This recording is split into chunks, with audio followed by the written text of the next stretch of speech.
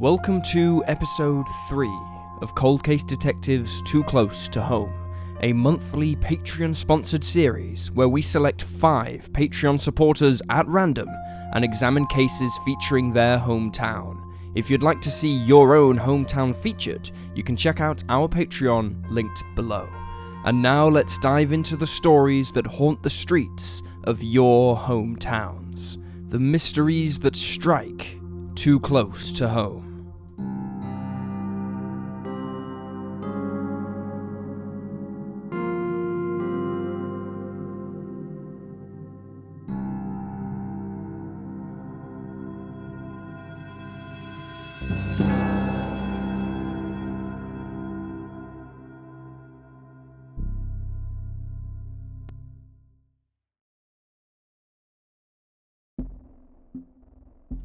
Owen Redman.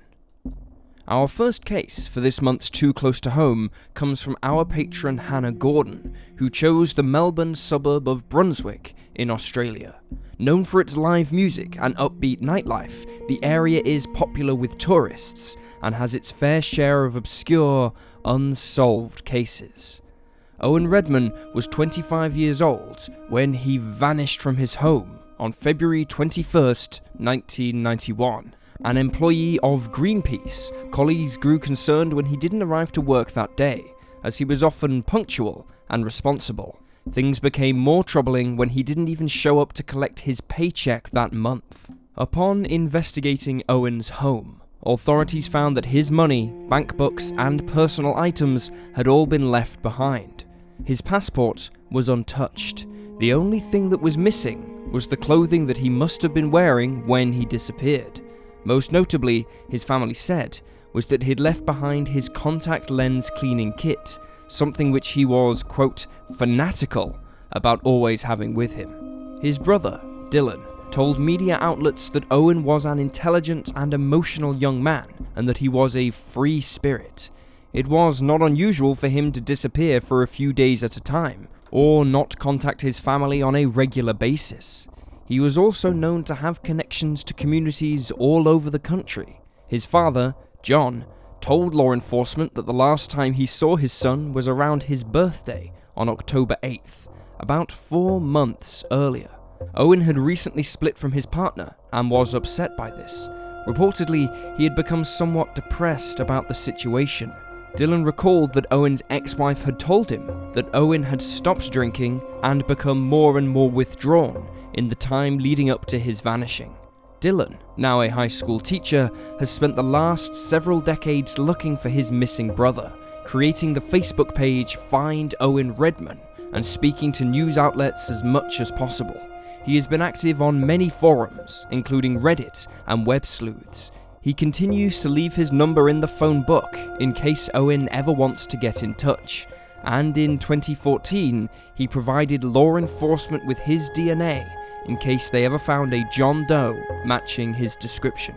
That same year, he participated in a 573-kilometer simulation walk, in which he walked 20 kilometers a day until June 30th, where he walked 50 kilometers. The aim was to raise awareness for Owen's case and that of other Australian missing persons. He was joined by his loved ones and the loved ones of other missing persons and has described Owen as his hero. He also mentioned that having a missing brother was like being in a constant state of mourning. Just 1 year after Owen's vanishing, Dylan received a letter that stated the 25-year-old had passed away from a drug overdose. However, Dylan, along with some members of law enforcement, believe that the note was written by Owen himself. Outside of the letter, there have been very few clues. Dylan has speculated that his brother either went off-grid or moved overseas. Authorities have cited similar theories, believing he may have moved to an Aboriginal settlement or a cattle station in either Western Australia or the Northern Territory. Due to a lack of information, theories in Owen's case are limited. Most suspect he either met with foul play or took his own life. One Reddit user proposed the idea that Owen overdosed either on purpose or accidentally, and that his body was hidden by an acquaintance or friend who was perhaps themselves an addict, although there is no evidence to corroborate this. Others have wondered if the letter was a cruel joke of some kind, written by an unrelated party. Dylan has stated that Owen had a desire to change his identity and start over. The 25-year-old was known to use the aliases Simon or Stuart and the surname Moore. Sadly, their father, John, recently passed away from cancer, while the pair's mother passed away in a car accident in 2011. Both died without any answers. If you have any information on Owen's whereabouts, you can contact Crime Stoppers at 1-800-333-000. Choi Amugae.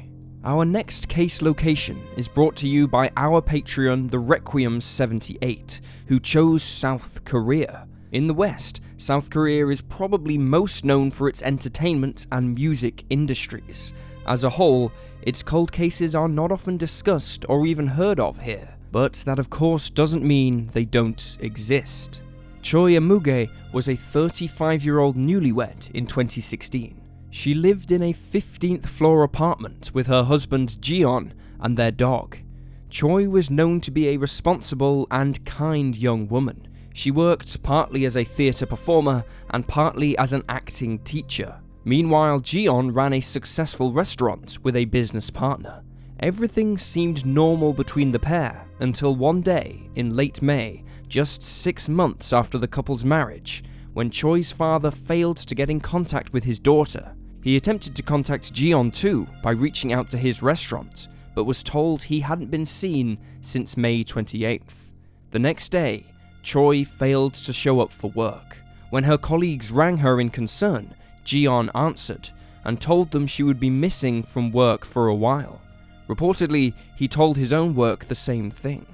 Another day passed, and on May 30th, Choi messaged her boss to tell him that she was in the hospital and she wouldn't be able to make rehearsals later that day. She apologized for the inconvenience and the problems that might arise from her being unable to attend. She then added that she would be unreachable for a short while. For his part, Choi's boss told South Korean news outlets that he didn't believe it was her. He felt that her sentences were structured differently from how she normally talked. She came across as far more formal and stiff in her text messages than she would normally seem. On May 31st, Choi's boss spoke with Jeon, who told him that his wife had overdosed on prescription medication and was in the hospital recovering. This story was not entirely unbelievable to those who knew Choi, as she had a history of depression and had attempted to take her own life before. However, later, authorities would discover that the last time Choi picked up her medication was back in March. She was 3 months pregnant at the time of her vanishing. When neither families could contact the couple, local law enforcement was made aware of the situation. Inside the pair's apartment, nothing seemed amiss. There was laundry on the veranda and dirty dishes in the sink. There was no sign of a struggle, no sign of forced entry, no traces of blood at the scene. The only thing that seemed odd was that Choi's beloved dog had been left to fend for itself, and, of course, she and her husband were missing.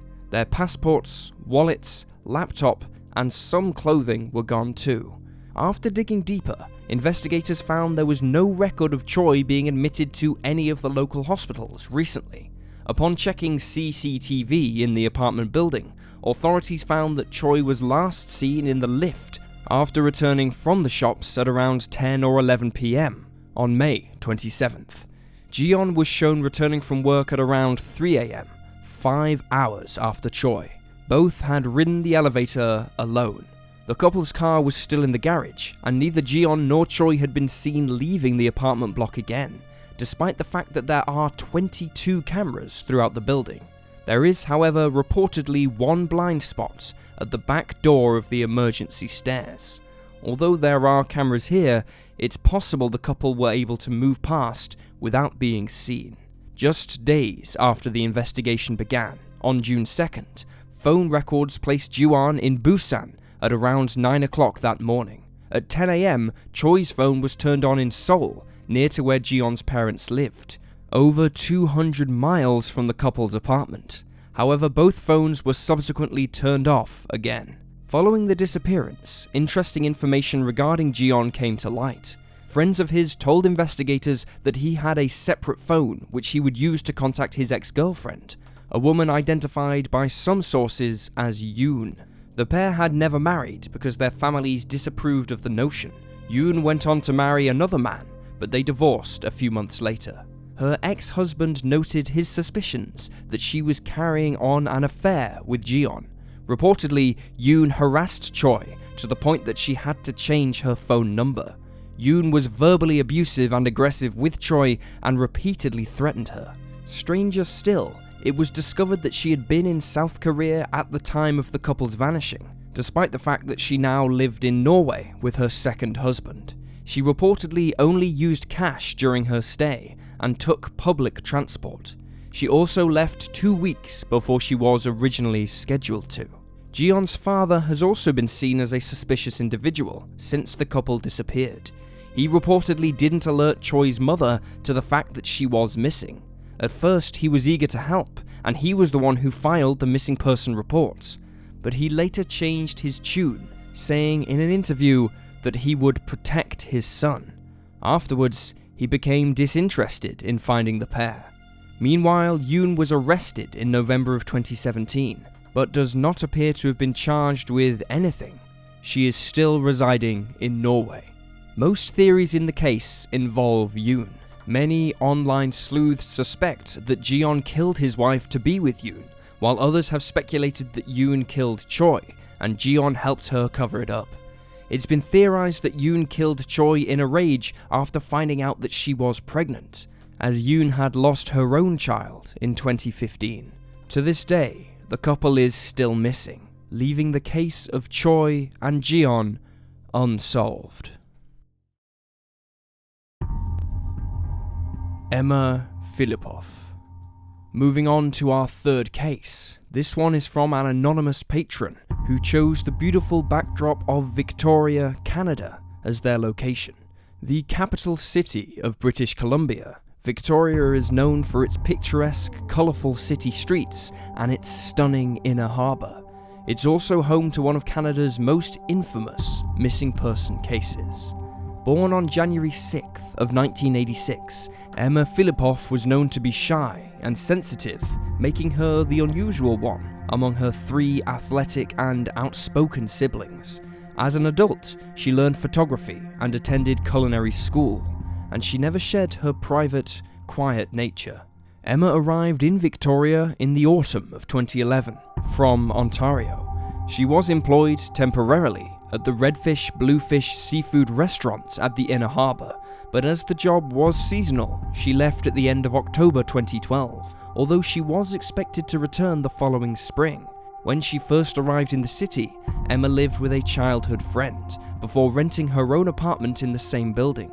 After a few months, Emma adopted a more transient lifestyle, moving around frequently, residing in hotels, houseboats, and sleeping in the woods. All the while, she picked up several different jobs on the side. She spent much of her time in the capital, speaking with the homeless, street performers, and artists. Prior to her disappearance, however, her life took a turn. She began staying in a woman's shelter, and her friends reported that she was stressed about feeling harassed by someone she had a bad experience with while in culinary school. By autumn of 2012, she had grown distant, fearful, paranoid, and depressed. She once moved furniture from her room at the shelter onto the street outside, claiming the furniture was making too much noise.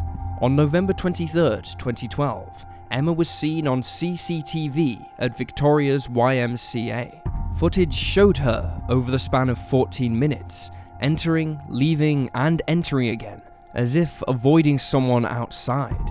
In the days before her disappearance, Emma frequently phoned her mum, switching between asking for help so she could get home to telling her not to come because she'd changed her mind.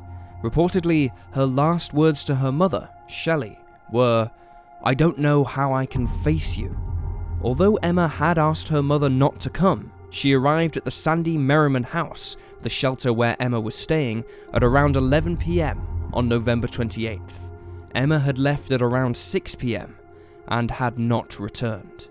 Earlier that day, Emma was seen on CCTV at a 7-Eleven on Government Street. She purchased a prepaid cell phone, and footage showed her hesitating when leaving the store, checking the street outside. She returned moments later to buy a $200 prepaid credit card.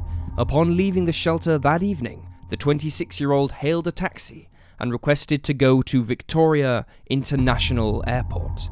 However, she ended up getting out because she didn't have enough money for a cab fare, despite having the $200 credit card. Minutes later, Emma was seen walking barefoot in front of the Empress Hotel. An acquaintance of hers, whom she'd met a few weeks before, attempted to speak with her but ended up calling the police and asking them to check on Emma at around 7:15 p.m. Victoria police spoke with Emma for about 45 minutes, but didn't find her to be a threat to herself or anyone else, and so they let her go. Reportedly, nobody saw the 26-year-old after 8 p.m. that night. Emma's prepaid mobile phone was never activated, and there is no proof she ever left Victoria. Her car, a Mazda MPV, was found in the car park of the Victoria Chateau, with all of her belongings inside it, including her purse, passport, laptop, and clothes. Following her vanishing, authorities investigated over 200 leads, but came away empty-handed. Her credit card was used to buy cigarettes, and the purchase was traced by investigators. The man who used it claimed he'd found it by the side of a road, near a local community centre, north of where Emma vanished. The staff at the women's shelter said that Emma did not appear to be suffering from anything induced by drugs or alcohol, things the 26-year-old didn't partake in anyway, but that she seemed more like she was suffering from a mental breakdown. She appeared constantly confused and disoriented, and staff also believed that she may have had an eating disorder, which began when she went vegan. After making this dietary switch, she drastically cut back on the amount of food she was consuming, and drank copious amounts of water instead. In 2014, in Gastown, Vancouver, two business owners witnessed a man throwing out a missing persons poster of Emma, saying, "It's one of those missing person posters, except she's not missing. She's my girlfriend and she ran away because she hates her parents." Although the shop owners called the police, the man left before he could be apprehended, and he has never been identified. He was, however, caught on CCTV and can be seen wearing a green shirt with a flame tattoo on his arm and a noticeable limp. In June of 2018, a man came forward claiming that the morning following Emma's vanishing, he picked up a young woman matching her description. She was reportedly in distress, but calmed down when she got into his car at 1264 Esquimalt Road. She was shoeless, soaking wet, and appeared to have been walking all night. The man dropped her at the intersection of Craigflower and Admirals, next to a Legion and a 24-hour gas station. Reportedly, the woman wanted to go to Colwood, where she had friends, but the witness was running late to work and didn't have time to drop her that far away. She was last seen heading in the direction of Colwood, once again in a state of distress. This new sighting prompted investigators to search the area where she was last seen, but, once more, their efforts proved fruitless. There are many theories in Emma's case, ranging from suicide to her running away to accidental death to her living among the homeless population in Canada. Others have theorized that she really did have a stalker and wanted to escape from them. It's also been speculated that given her free spirit attitude and transient lifestyle, that she opted to live off the grid. However, there is little evidence to back up any one theory. Emma is still missing. If she is still alive, she will be 35 years old. If you have any information about her whereabouts, you can call Crime Stoppers on 1-800-222-8477. Phuong Tran Larsen. Our first and only European case this month comes from the stunning city of Bergen in Norway, a location chosen by Chief Detective Patron Daniel Halfstone, perhaps most recognizable for the colourful homes that line its waterfront and its backdrop of snow-covered hills. Bergen is also home to one of the most well-known Norwegian true crime mysteries there is, the story of the Isdal woman. However, it is not the only strange unsolved case in the city's history. Phuong Dung Tran Larsen was a 22-year-old Norwegian Vietnamese mother of two who vanished in the summer of 2007 from her home in Bergen. Just 3.5 weeks before she went missing on July 14th, she had given birth to her second child, a daughter. She returned home from the woman's clinic with her newborn on June 20th. However, when she did not attend a medical checkup appointment she had 1 week after the birth, her husband was unconcerned, saying his wife was isolating herself, as per an old Vietnamese custom. T was not reported missing until July 20th, after her husband walked into a police station and told an officer there. He seemed to be confused when authorities detained him, questioned him, and insisted he fill out a missing person report. From what investigators uncovered, the mother of two was last seen outside of the couple's shared home on June 23rd, after they'd returned from a day of shopping. That same day, a photo was taken of her by her husband in the living room. This was the last time T's mobile phone was ever used. Just over a month after T was reported missing, local law enforcement arrested her husband, whose full name has never been disclosed, but who is often referred to as Larsen. Although no body was discovered, Larsen, along with his parents and brother, were taken in by police and charged with premeditated murder. After a few weeks passed, Larsen's brother and father were released. On November 21st, he and his mother were also released, as the Bergen District Court rejected the police's request for continued custody a week before. The prosecution had appealed this decision, but the appeal was rejected and the ruling upheld. As a result, the entire family walked away unscathed. However, law enforcement were not finished with them yet.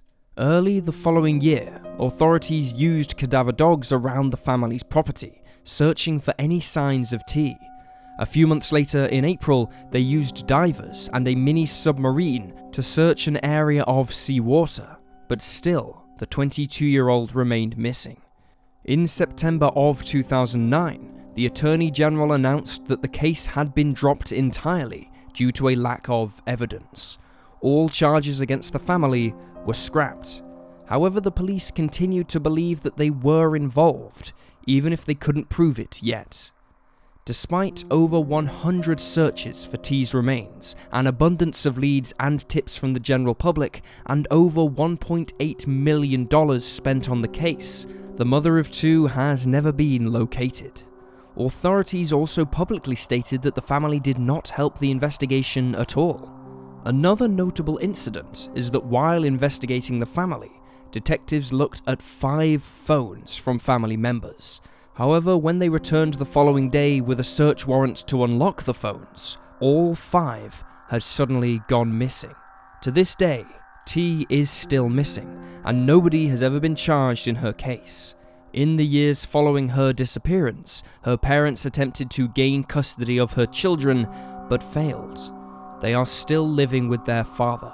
In 2013, Larsen attempted to have T declared legally dead, but this failed too. According to a Reddit user, the couple's son was enrolled in kindergarten shortly after vanishing. Larsen reportedly left the name of his mother blank.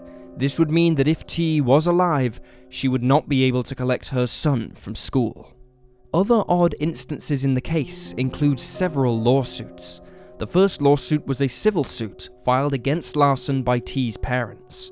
They were looking for answers, but Larsen reportedly accepted liability and paid the couple around $31,000, just so he wouldn't have to explain himself in court. However, Larsen made clear that this was not him accepting responsibility for what happened to T, or that he was admitting guilt in any way. The other lawsuit was filed by Larsen and his family against the media for using photographs of the mother of two in their articles. The family claimed that they had the copyright to the images, which police had given several news outlets so they could share the story. They sued the media for around $200,000. However, their lawsuit was unsuccessful. Most people who stumble across this case believe that Larsen murdered his wife and had his family help cover it up. Many have speculated that he and T engaged in a heated argument, or perhaps that T planned to leave and take her children. However, until her body is found, or an incriminating piece of evidence comes to light, it is sadly unlikely we will see answers in this case.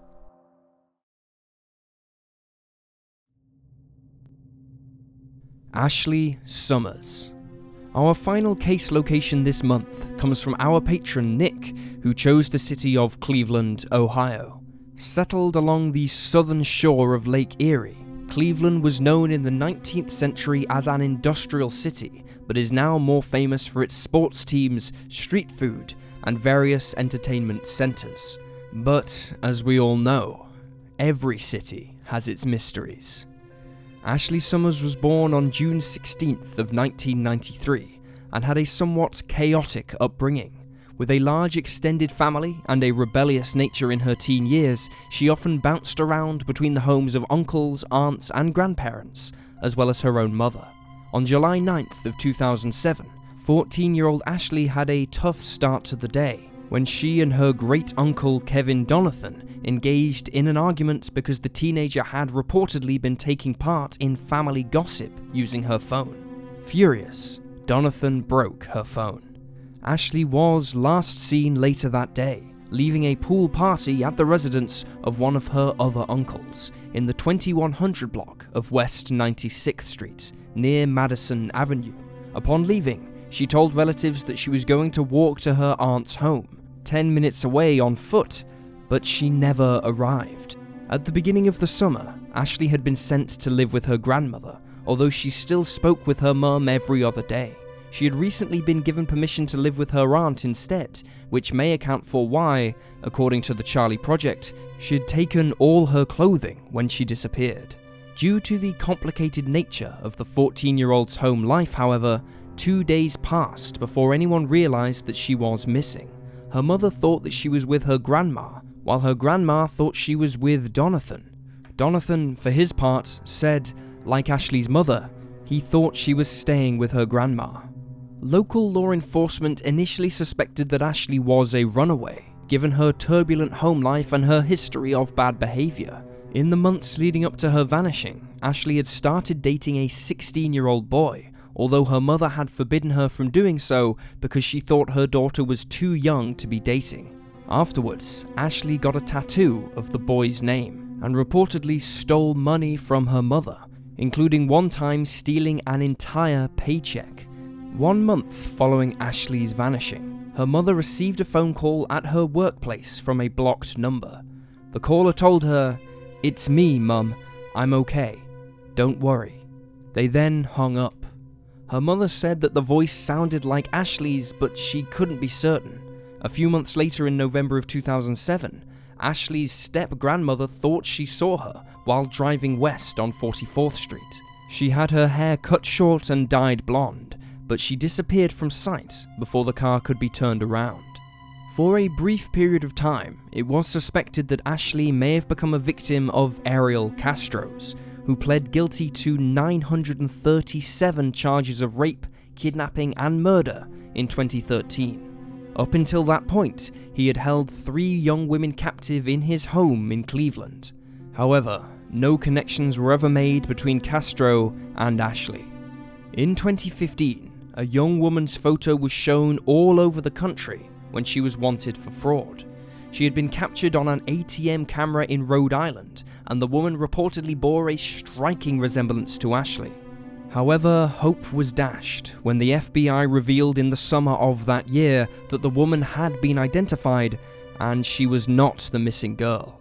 Meanwhile, online sleuths noted that the Fond du Lac County Jane Doe resembled Ashley. However, DNA evidence ruled out that potential connection. In November of 2018, the police and FBI visited Holmdon Avenue, a location Ashley had been known to visit.